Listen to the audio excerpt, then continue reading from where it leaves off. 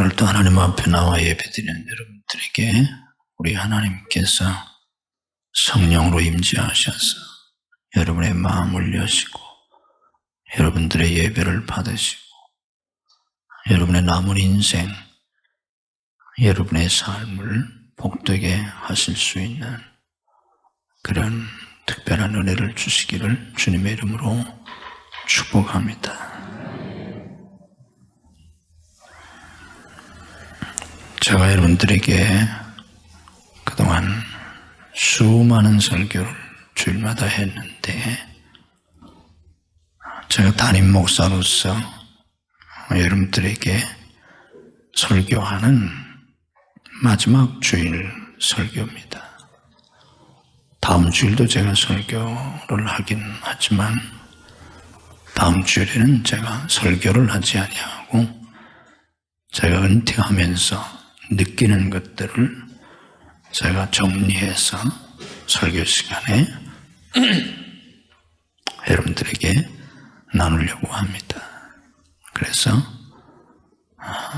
소위 설교적인 그런 설교는 오늘 이 시간이 제가 담임 목사로서 은퇴한 뒤에도 기회가 되면 또 설교할 수도 있겠습니다만은 제가 담임 목사로서 여러분들에게 드리는 그런 마지막 설교가 되겠습니다.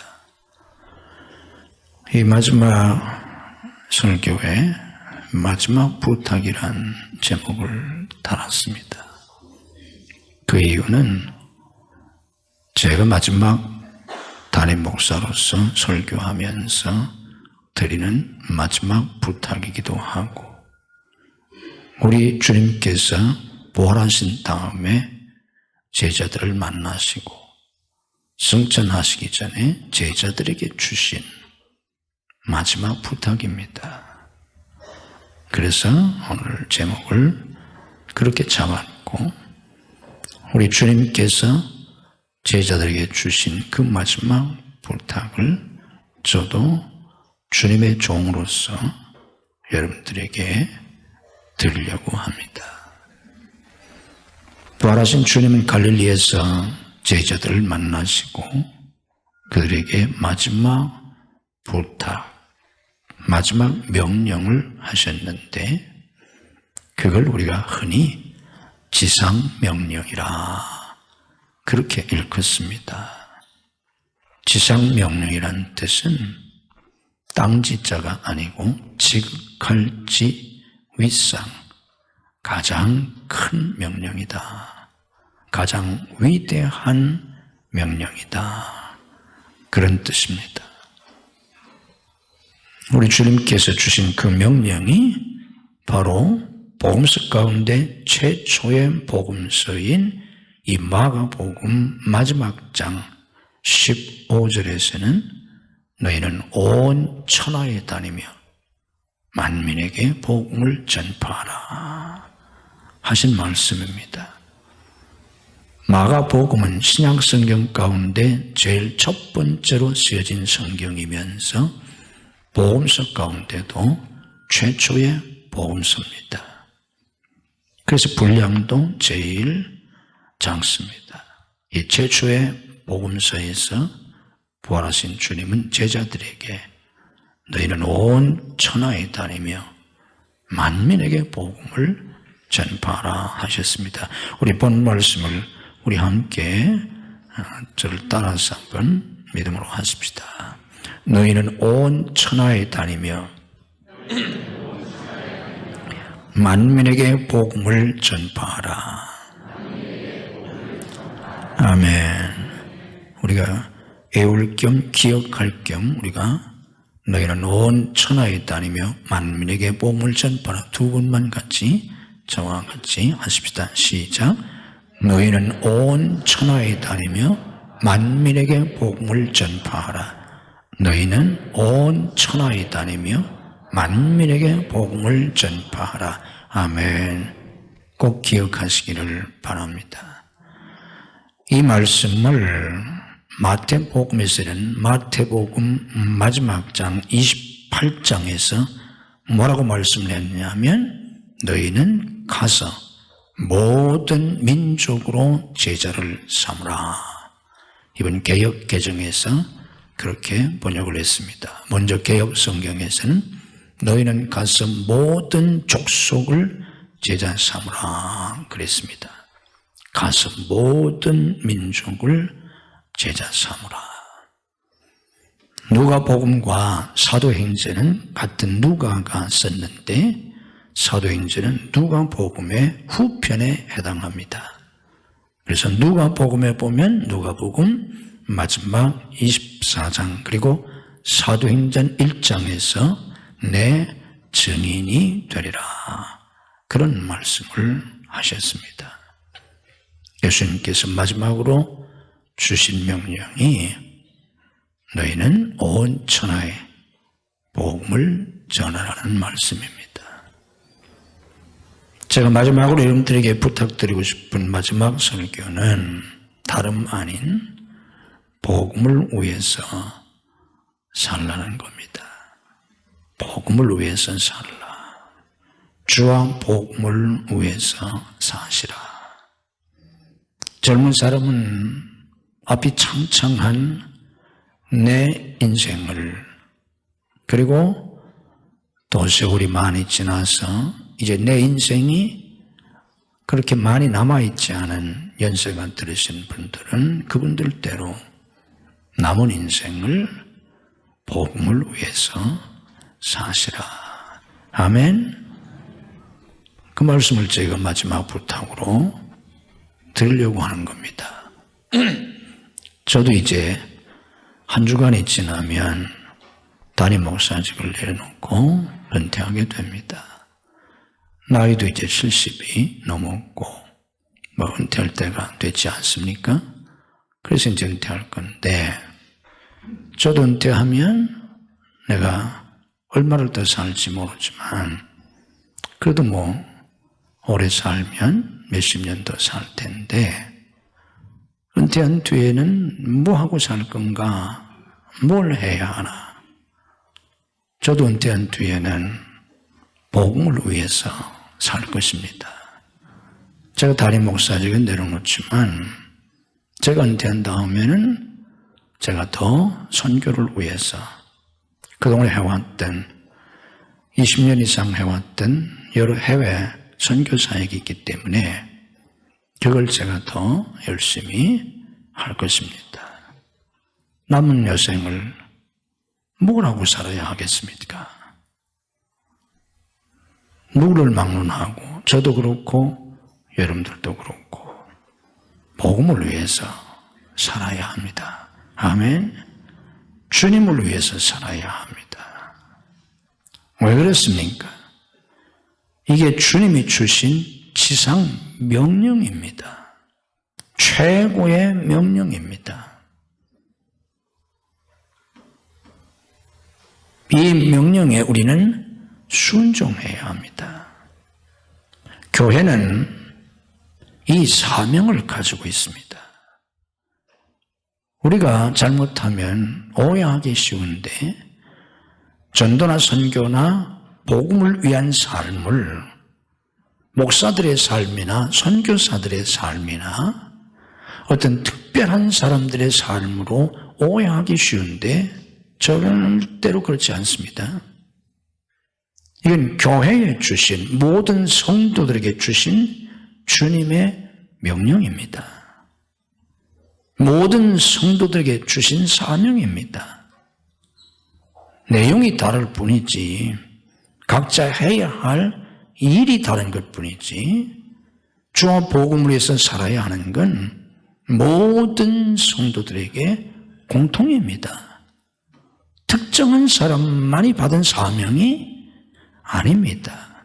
자기 위치가 다르고 분야가 다르고 은사가 다른 것뿐이지 주님을 위해서 살아야 하는 건 모든 교회, 모든 성도들에게 주신 주님의 명령이요 사명입니다. 이걸 깨달으셔야 합니다. 이걸 받아들이셔야 합니다. 내게는 복음을 위해서 살아야 할 사명이 있구나. 나도 복음을 위해서 살아야 하는구나 하는 걸 여러분들이 깨닫고 믿음으로 받아들이셔야 합니다. 아멘. 그게 사명이에요. 주님을 위해서 사는, 복음을 위해서 사는 내용이 사람마다 다를 뿐이에요. 목사는 목사로서, 선교사는 선교사로서. 엊그제도 우리 김홍규 선교사, 아프리카에서 선교하는 김홍규 선교사가 카톡을 보냈던데, 거기도 요즘 잠비아의 아주 국화꽃이 아주 요즘 한창이랍니다. 그래서 내가 아프리카에도 국화가 피냐 보냈는데 꽃을 사진 찍어가지고 카톡을 보냈더라고요. 스승의 날이라고 이제 보낸 것 같아요. 근데 그 친구는 아프리카에 가서 지금 선교를 잘 하고 있지 않습니까? 그럼 우리 모두가 다 다음 달에 아프리카로 가야 하는 겁니까? 아니에요. 아프리카에 가서 복음을 위해서 살아야 할 사람은 아프리카에 가서 복음을 위해서 사는 것이고, 수지에서 살아야 할 사람은 수지에 사는 게 죄가 아니에요. 잘못하는 거 아니에요. 각자 하나님이 주신 위치에서 하나님이 주신 사명을 주와 복음을 위해서 사는 겁니다. 아멘. 내용은 달라요. 사역지도 달라요. 그러나 누구든지 주님을 위해서 사는 건 똑같습니다. 주와 복음을 위해서 살아야 합니다.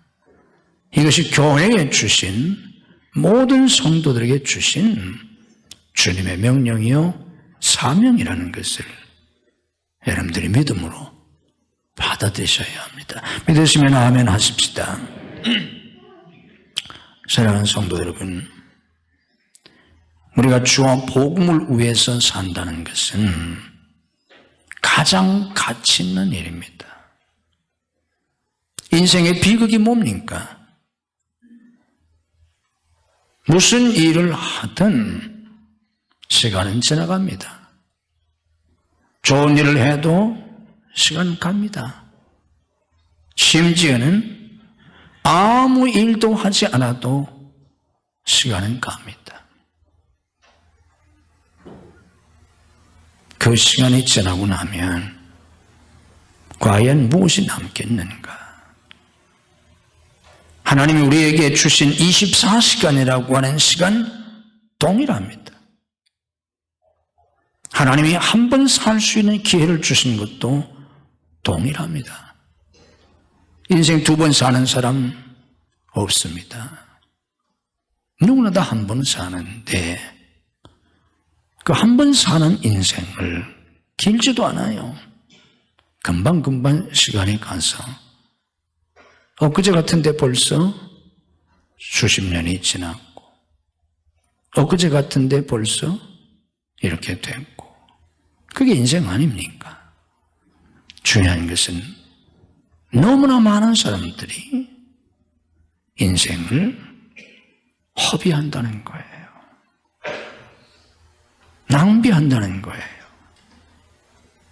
그렇게 인생을 낭비했던 대표적인 사람이 성경에 나와 있는 우리 주님께서 직접 말씀하신 비유 가운데 등장하는, 누가복음 15장에 등장하는 그 유명한 탕자의 비유입니다. 탕자가 아버지의 많은 유산을 받아가지고 먼 나라에 갔습니다. 많은 유산을 받았습니다. 근데 그 많은 유산을 받아가지고 어떻게 했습니까? 화랑방탕했다고 기록합니다. 화랑방탕했습니다. 그 많은 유산을 다 탕진했습니다. 그 많은 유산을 가지고 얼마든지 좋은 일도 많이 할 수 있었을 텐데, 얼마든지 더 큰 가치를 창출할 수 있었을 텐데, 그만 허랑방탕하는데 다 허비하고 말았습니다. 자칫하면 우리의 인생이 그렇게 됩니다. 하나님이 주신 시간도 살다 보니까 늙게 되는데 그 많은 시간 다 허비하고, 하나님이 주신 재능도 각자에게 재능을 주셨는데 그걸 주님을 위해서 쓰지 못하고 복음을 위해서 쓰지 못하고 다 허비하고, 하나님이 주신 건강도 건강할 때 주와 복음을 위해서 살아야 하는데 건강할 때 주와 복음을 위해서 살지 못하고 자칫하면 세월이 들다 보니까 몸도 약해지고 병이 들 수도 있는데 내가 왜 젊었을 때 힘이 있을 때 주와 복음을 위해서 살지 못했나 후회되지 않겠습니까? 하나님이 주신 물질도 물질이 있을 때 주와 복음을 위해서 살아야 하는데 하나님이 주신 물질을 다 허비하고 내 인생이 그렇게 된다면 허무하지 않습니까? 우리가 열심히 살았다고 할지라도 성실하게 살았다고 할지라도 육신적이고 세상적인 일은 세월이 지나면 허무합니다. 세상적인 면에서 인생을 낭비하지 않고 허랑방탕하게 살지 않고 나름대로 성실하게 최선을 다해서 살았다고 할지라도 성경은 그게 육신적이고 세상적인 삶이었다면 헛되다는 것입니다. 이 점을 여러분들이 잘 유념하셔야 합니다. 허랑방탕하게 사는 그런 죄악된 삶을 사는 사람들이 아니라고 할지라도 나는 어려서부터 착실하게 성실하게 나는 그렇게 살았다. 그래서 성공적인 삶을 살았다고 자타가 다른 사람들도 인정해주고 자기 자신도 인정할 만한 그런 삶을 비록 살았다고 할지라도 그것이 육신적이고 세상적인 삶에 불과하다면 하나님 앞에서는 허무한 삶입니다. 그런 문제에 대해서는 지혜서인 전도서에서 잘 우리에게 가르쳐 주지 않습니까? 전도서는 1장 첫머리에서 그런 얘기를 합니다. 전도서 1장 2절에 이렇게 말씀하지 않습니까? 전도자가 이르되 헛되고 헛되며 헛되고 헛되니 모든 것이 헛되도다. 바로 그 다음 3절에서는 뭐라고 말씀합니까? 해 아래서 수고하는 모든 수고가 사람에게 무엇이 유익한가? 해 아래서 수고하는 모든 수고가 무엇이 유익한가? 이렇게 지혜자는 선포합니다. 그렇습니다. 육신적이고 세상적인 일은 하나님 앞에서 허무한 삶입니다. 세월이 지나고 뒤돌아보면 허무한 인생입니다. 무가치한 인생입니다. 바울은 그리스도를 만나고 이것을 깨달았습니다. 바울은 그 누구보다 열심히 살았고 열심히 공부했고 그 누구보다 성공적인 인생의 가도를 달려가던 사람입니다. 그는 그가 다메섹 도상에서 부활하신 그리스도를 만나고 3층천 천국에까지 올라가 보고 깨달았습니다. 이 세상의 부귀 영화, 육신적이고 세상적인 일들, 이건 무가치하다는 것을 깨달았습니다. 그래서 그의 서신에 나와 있는 표현을 그대로 인용한다면 배설물처럼 여겼다 그랬습니다. 배설물처럼. 세상 사람들이 보화인 줄 알고, 보물인 줄 알고, 그걸 잡으려고 소유하려고 애쓰고 쫓아가고, 그걸 많이 가지고 있으면 부자인 즉 착각하고 성공했다고 착각하는데, 그건 마치 화장실에 있는 배설물을 많이 가지고 있으면서 부자라고 착각하는, 그걸 얻었다고 성공했다고 착각하는 어리석은 사람과 같다는 것입니다.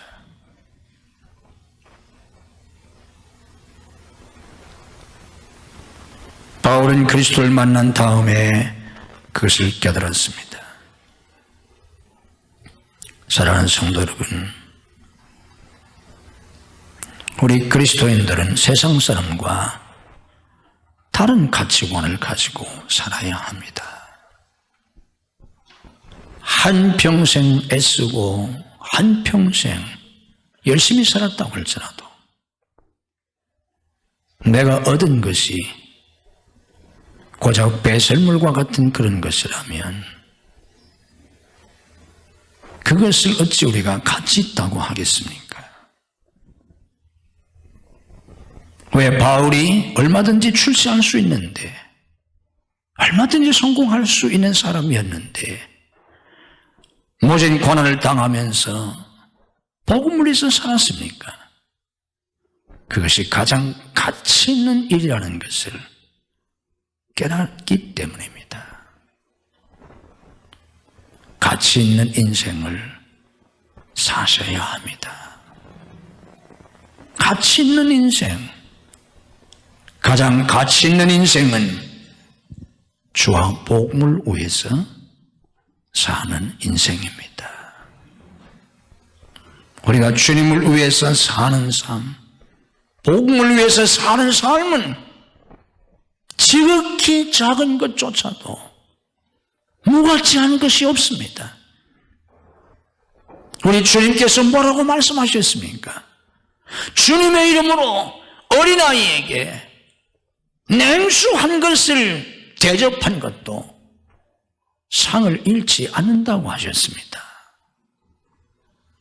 보잘것없는 어린아이에게 주님의 이름으로 냉수한 것을 대접하는 게 무슨 가치가 있겠습니까?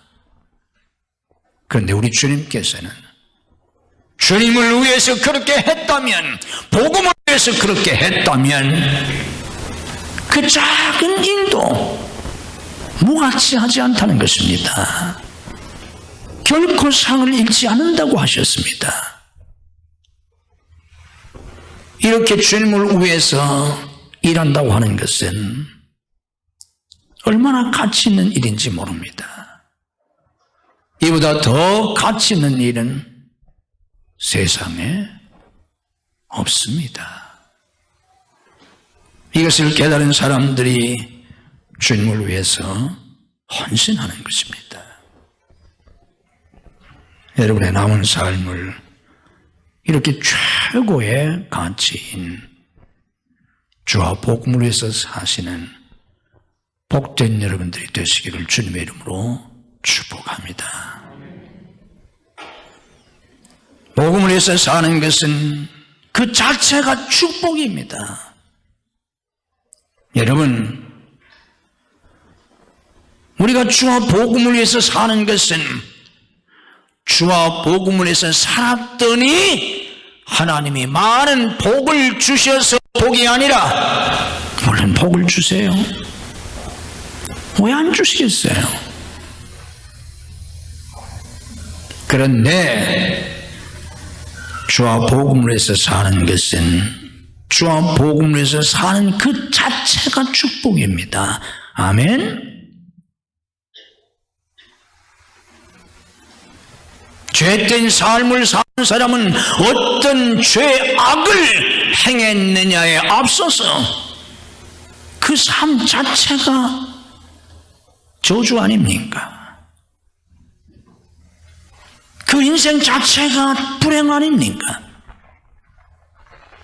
그런데 우리가 주와 복음을 위해서 산다는 것은, 우리가 주와 복음을 위해서 많은 일을 하든 작은 일을 하든 영광을 어떤 고난을 당하든 우리가 주와 복음을 위해서 살 수 있다는 그 자체가 축복입니다. 아멘. 그 자체가 축복이에요. 평생 주님을 만나지 못했으면 갈릴리 호숫가에서 고기나 잡아먹고 살다가 죽었을 베드로, 안드레, 야고보, 요한인데 주님을 만나서 그들이 사도들이 되었지 않습니까? 주님의 제자가 되었지 않습니까?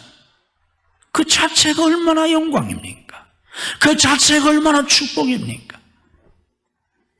베드로처럼 수제자가 되지 못했다고 할지라도, 대단한 일을 하지 못했다고 할지라도, 저 갈릴리의 보잘것없는 어부들이 주님의 제자가 되었다는 그 자체가 얼마나 큰 축복입니까? 여러분들이 교회에서, 주님의 몸된 교회에서 집사가 되었다는 것이 얼마나 큰 축복입니까? 집사가 무엇입니까? 우리 말로 한문 집사를 풀이한다면 일을 맡은 자라는 뜻입니다. 본래 집사라고 하는 그 신약성경적인 용어는 봉사자란 뜻이에요. 일꾼이란 뜻이에요.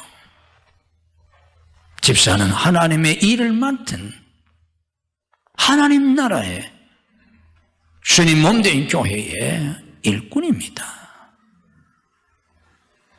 우리가 하나님의 일을 맡았다는 것이 그 자체가 얼마나 큰 축복입니까? 하나님이 내게 일을 맡겨주셨다는 것이 그 자체가 얼마나 큰 축복입니까? 나 같은 죄인에게, 부족한 사람에게 하나님이 하나님의 일을 맡겨주신 그 자체가 너무 황송하고 정말 황공무지한 일이 아니지 않습니까? 감히 집사가 되고 권사가 되고 장로도 되고 저처럼 목사도 되고, 이 자체가 얼마나 큰 축복입니까?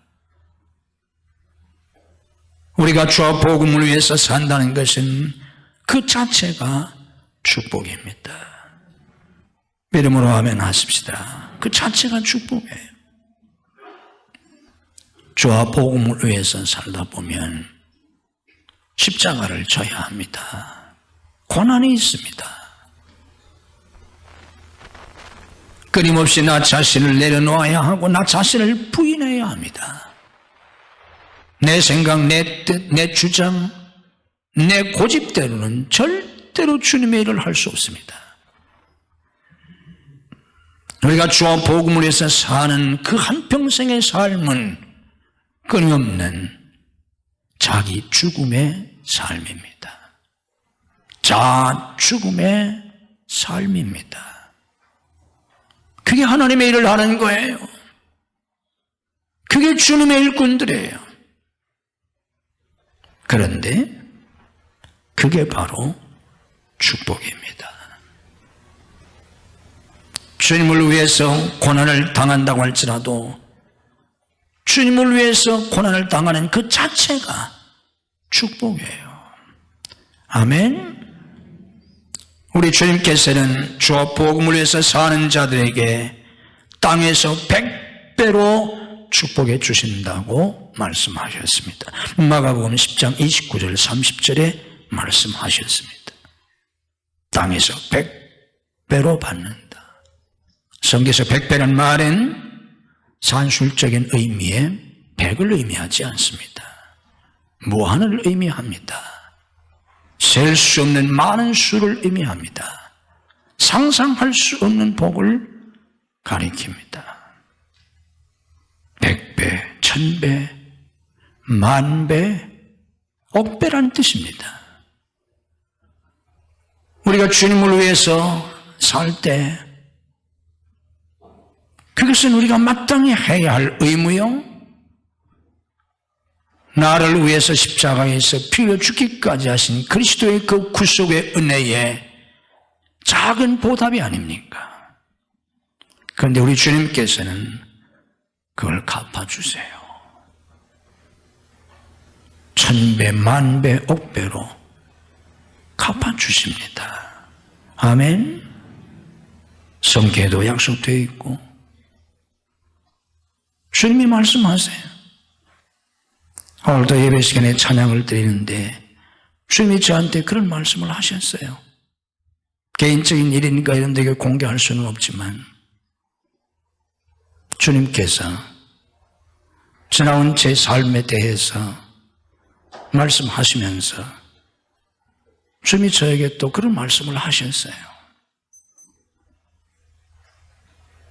우리 주님께서 갚아주십니다. 상상할 수 없이 갚아주세요. 1000배, 만배, 억배 갚아주십니다. 믿으시기를 바랍니다. 우리가 주와 복음을 위해서 산다는 것은 영원한 영광을 누리는 것입니다. 육신을 위해서 살아보세요. 죽으면 끝나요. 세상적인 삶을 살아보세요. 세상 떠나면 아무것도 없어요. 그런데 주님을 위해서 하늘나라의 왕이 되시는 주님을 위해서 살면 하나님 나라 천국에 가서 영원한 영광을 누립니다. 아멘. 다니엘서에 이렇게 말씀합니다. 다니엘서 12장 3절에 많은 사람을 옳은 대로 돌아오게 한 자는 별과 같이 영원토록 빛나리라. 영원토록 빛나리라. 영원토록 영광을 누린다는 뜻입니다. 주와 복음을 위해서 살면 영원토록 영광을 누립니다. 세상의 모든 부귀와 영화를 버리고 주와 복음을 위해서 많은 고난을 감수하면서 마지막 순교까지 했던 바울은 순교를 앞에 두고 가장 사랑했던 믿음의 아들 사역의 후계자인 디모데에게 마지막 보낸 편지 마지막 부분에서 이렇게 말했지 않습니까? 이제후로는 나를 위하여 의의 면류관이 예비되어 있다. 그러면서 뭐라고 말합니까? 나뿐만이 아니라 내게만 아니라 주의 나타나심을 사모하는 모든 자에게도니라. 주와 복음을 위해서 사는 사람들에게는 면류관이 예비되어 있습니다. 썩을 면류관이 아닙니다. 썩지 않는 면류관, 영원한 천국의 면류관이 예비되어 있습니다. 그것이 우리 주님께서 우리에게 갚아주시는 말할 수 없는 상급입니다. 주와 복음을 위해서 살다가 저나 여러분이나 천국에 가서 빛나는 영광스러운 면류관 쓰고 만나야 하지 않겠습니까? 그렇게 되실 수 있기를 주님의 이름으로 축복합니다. 우리가 이 복음의 사명을 어떻게 감당할 수 있습니까? 우리같이 연약한 사람이, 불과한 사람이 어떻게 감당할 수 있습니까? 감당할 수 있습니다. 주님이 함께 하시기 때문입니다. 주님은 복음의 지상 명령만을 주시지 않았습니다. 약속하셨습니다. 마태복음 마지막 28장 19절에서 지상 명령을 주시고 20절 마지막 절에서 내가 세상 끝날까지 너희와 항상 함께 있으리라고 임마누엘의 약속을 주셨습니다. 우리 하나님께서는 저 호렙산에서 불타오르는 떨기나무 불꽃 가운데 모세를 부르시고 최고의 대명령을 주신 다음에 내가 너와 함께 하리라고 약속하셨습니다. 모세의 후계자인 여호수아에게 가나안 정복의 대업을 맡기시면서도 내가 모세와 함께 했던 것처럼 정녕 너와 함께 하리라고 약속하셨습니다. 그래서 그들은 그 사명을 감당할 수 있었습니다. 주님이 함께 하십니다. 주와 복음을 위해서 사는 자들에게는 주님이 함께 하십니다. 그래서 감당할 수 있습니다. 우리의 힘으로 할 수 없습니다. 스가랴서 있는 말씀처럼 이는 힘으로 되지 않습니다. 능력으로 되지 않습니다. 오직 나의 영으로 되느니라. 나의 영으로 되느니라. 하나님의 영, 성령을 가리킵니다. 성령의 능력으로 감당하게 되는 것입니다. 그래서 우리 주님께서는 누가복음 24장 49절에서 너희는 위로부터 능력을 입혀질 때까지 이 성에 머물라 하셨습니다. 위로부터 내려오는 능력, 성령의 능력을 가리킵니다. 사도행 1장 8절에서도 성령이 너희에게 임하시면 너희가 권능을 받고 하나님의 능력을 받고 그러면 예루살렘과 온 유대와 사마리아와 땅끝까지 이르러 내 증인이 되리라 하셨습니다. 우리의 힘으로 감당하는 것이 아닙니다. 하나님의 일은 아주 작은 일이라도 우리의 힘으로 할 수 없고 아주 큰 일이라도 성령의 능력으로 할 수 있습니다. 아멘. 잘 깨달으셔야 합니다. 이게 사역의 신비예요. 하나님의 일은 아주 작은 일도 내 힘으로 못해요. 안 돼요. 시험에 들어요. 열매가 없어요. 아주 작은 일도. 그런데 아무리 큰 일도 성령께서 역사하시면 됩니다. 그래서 바울이 고린도 교회에 보낸 편지에서 뭐라고 말했습니까? 다만 성령의 나타남과 능력으로 했다고 고백하지 않습니까? 성령으로 하는 것입니다. 지나온 세월도 그러했고 앞으로도 그러합니다.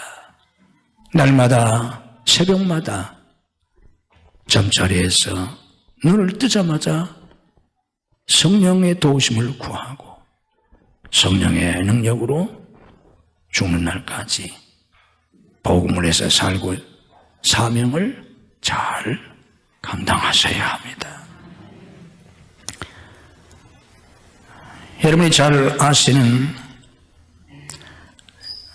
로마에 있는 바티칸 시스티나 성당 천장화를 그린 역사상 가장 위대한 조각가 미켈란젤로를 알지 않습니까? 우리 카페에 있는 천지창조 그림도 그 그림 중에 한 부분이 아닙니까? 인류 역사상 가장 위대한 조각가요 예술가입니다. 이 미켈란젤로는 어려서 석공을 배웠습니다. 그러다가 여러분들이 책에서 배운 메디치가의 도움을 받아가지고 이 미켈란젤로가 14살 때 보톨로 지오반이라고 하는 스승을 만납니다. 이 지오반이라고 하는 이 스승이 어린 소년 미켈란젤로를 보고 그의 재능을 알아보았습니다. 그가 탁월한 재능을 가진 소년이라는 걸 알게 되었습니다. 그런데 이 지오바니가 이 미켈란젤로를 교육시키는데, 훈련시킬 때 어떤 기술을 가르쳐주고 조각 기법이나 무슨 그림을 그리는 화법을 처음부터 가르친 게 아니고 미켈란젤로의 천재적인 재능을 알아본 지오바니가 이 어린 미켈란젤로를 데리고 술집에 갑니다. 왜 술집에 갔을까요? 술 먹이러 무슨 술 먹는 법을 가르치려고 간 게 아니라 술집으로 데리고 가서 그 술집 앞에 있는 아름다운 조각을 보여줍니다. 그 술집 앞에 있는 멋진 조각상을 보여주고 그 다음에 이 미켈란젤로를 데리고 성당에 갑니다. 가서 성당 안에 있는 아름다운 조각상을 보여줍니다. 그리고 나서 미켈란젤로에게 이런 질문을 합니다. 너는 교회 안에 있는 조각상이 마음에 드냐? 술집 앞에 있는 조각상이 마음에 드느냐? 둘 다 아름다운 조각상이다. 훌륭한 조각상이다. 그런데 둘 다 훌륭한 조각상이지만 하나는 하나님의 영광을 위해서 만들어진 것이고 하나는 술 마시는 사람들의 쾌락을 위해서 만들어진 것이다. 훌륭한 조각가가 되기 위해서는 가지고 있는 재능을 더 연마하는 것보다 내가 그 재능을, 그 기술을 무엇을 위해서 쓸 것인가를 명확하게 결정을 내려야 한다. 너는 너의 재능을 무엇을 위해서 쓰기를 원하느냐? 그에게 어떤 기술이나 지식을 가르쳐 주기에 앞서서 스승 지오바니는 미켈란젤로에게 그런 질문을 했습니다. 두 곳에 있는 아름다운 조각상을 본 미켈란젤로가 스승 지오바니의 이 질문을 받고 이렇게 대답했습니다. 하나님을 위해서, 하나님을 위해서, 하나님을 위해서 쓰겠습니다. 소년 미켈란젤로는 하나님을 위해서라는 말을 3번이나 반복하면서 하나님을 위해서 쓰겠다고 대답했습니다. 이 믿음이, 이 신앙이 결국 미켈란젤로를 인류 역사상 가장 위대한 예술가로 만들고 불후의 명작인 천지창조를 비롯한 그 엄청난 성화를 그리고 많은 성경적인 종합품을 남기게 된 역사를 이루게 되었습니다. 오늘 주님께서 여러분들에게 너는 내 삶을, 내 남은 삶을 무엇을 위해서 살려고 하느냐? 너는 내 재능과 내 지식과 경험과 기술과 내 소유와 내 은사를 무엇을 위해서 쓰려고 하느냐? 주님이 이 시간 질문하시면 뭐라고 대답하시겠습니까? 주님을 위해서, 주님을 위해서, 복음을 위해서 쓰겠습니다. 그렇게 대답하실 수 있는 여러분들이 되실 수 있기를, 그래서 하나님이 여러분을 특별히 축복하시고 쓰시는 여러분과 여러분의 가정, 자녀와 후손들이 되실 수 있기를 주님의 이름으로 축복합니다.